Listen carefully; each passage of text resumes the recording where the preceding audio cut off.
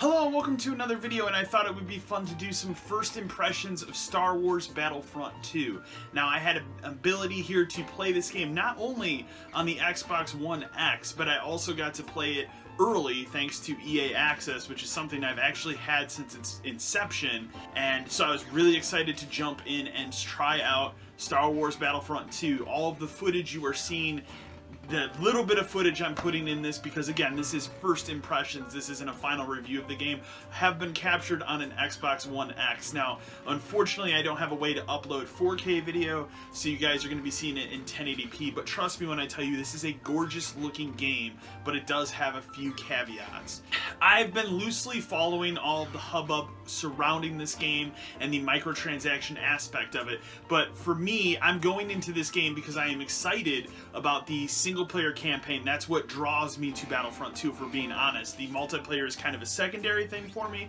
I do plan on playing it, and I'm looking forward to it. I actually will be playing and reviewing the game on the PlayStation 4. Part of that is that's because that's where a lot of my friends are going to be playing, so that's where I am getting the game. I will also compare and contrast between this and the Xbox One X version of the game, because from what I've heard, the Xbox One X version will be the definitive version of the game for consoles. So it's going to be interesting to see, but I have played 2 missions of the campaign, and I've played a couple of multiplayer matches, and so I have a few things to say about it. First thing I'm going to throw out there right off the bat, when you start this game, turn off film grain and turn the motion blur all the way down. If you leave that up, the game is going to look ugly to you. At least that's what it looked like for me. When I started this game up and I was running around the first map when I was playing a multiplayer match, the game looked ugly as shit to me.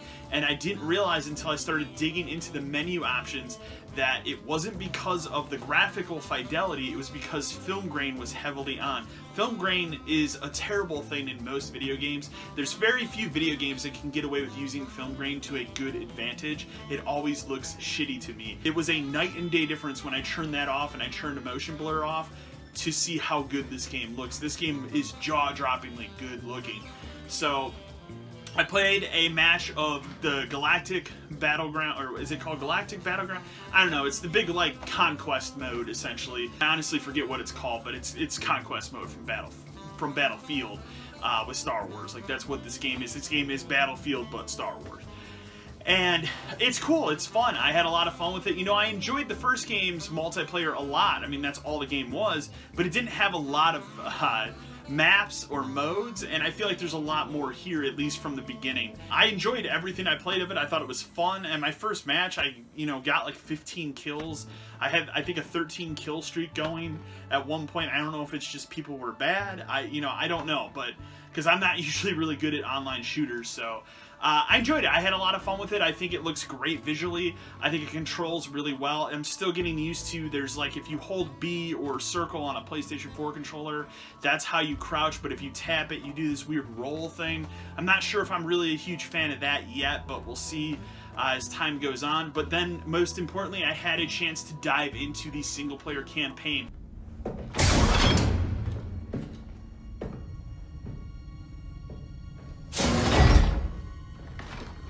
Iden Versio.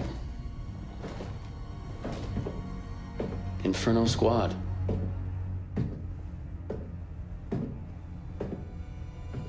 Commander Versio. You must be important.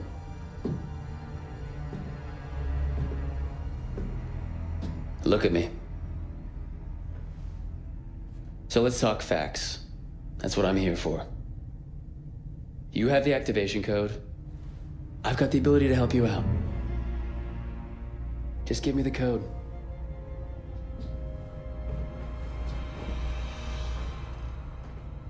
You know we can really use someone like you. Just help me and I'll help you. It's that easy. I'm gonna get what I want eventually. My best technicians are slicing into your droid right now. Take on my offer. All I want is the code.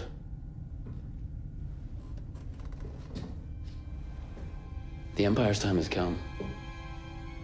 You don't have to go down with it. You're right. The Empire's time has come.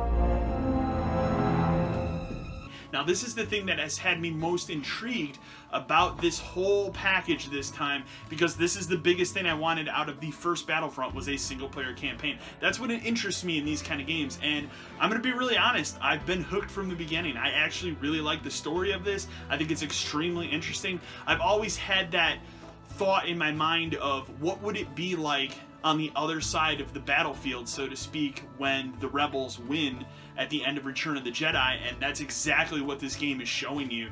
And it's grounded enough in Star Wars lore that it doesn't feel incredibly fan fiction-y. You know, that was my main problem with like Rogue One that came out last year. I felt like I was watching a okay written fan fiction film.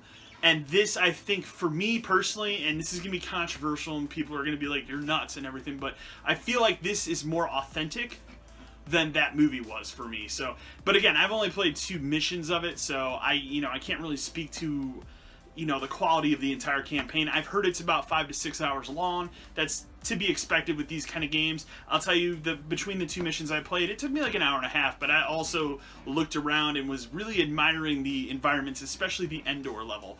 So I don't want to spoil too much of the story or anything like that. The 2 story missions I played, one had you breaking out in kind of a stealth mode on a rebel ship. That was incredibly fun and exciting and different. And then the second mission was your perspective, boots on the ground during the Battle of Endor and what happens when the Death Star blows up and everything. It's really cool and it's really well done.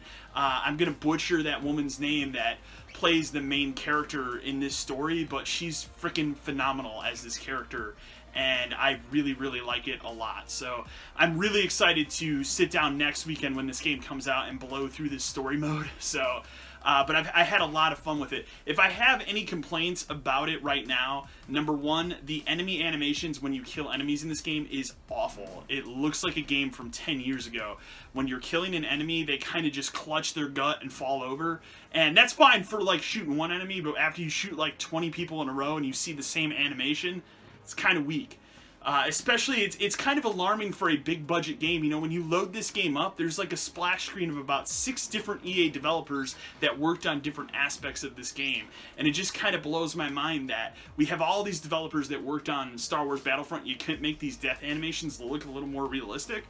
I don't know. My only other complaint, and this is me, I don't think this is something that anybody should hold against the actual game, but the controls when flying a ship, I'm bad at it. I suck at it. I did in the first game, and I do here. I think they're a little bit easier in this game than it was in the first game, but I still suck at it really bad. I'm not good at flying ships in Battlefield or the Battlefront games, and I was heavily reminded of that.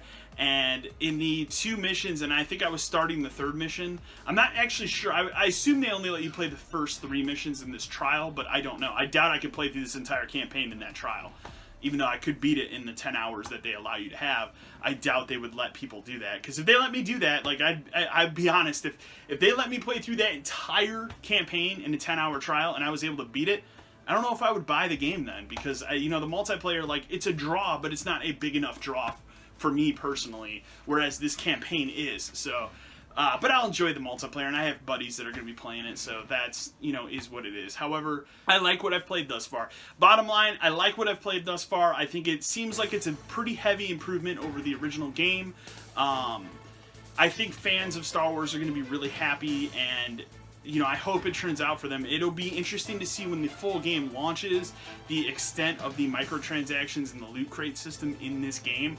However, I didn't feel, at least right now during this trial, that it was hindering my enjoyment of the game. But again, it is only a 10-hour trial, so that might change when the final version of this game launches next week. So anyways, guys, that's my early impressions of Star Wars Battlefront. I think it's pretty cool. I've enjoyed what I've played of it thus far, especially if you're going into this looking forward to that campaign. I think it's totally going to be worth it. Again, final verdict on this game will be coming later this month. So anyways, I want to thank you guys so much for checking out this video. Remember to like, share, and subscribe to the channel. And as always, until next time.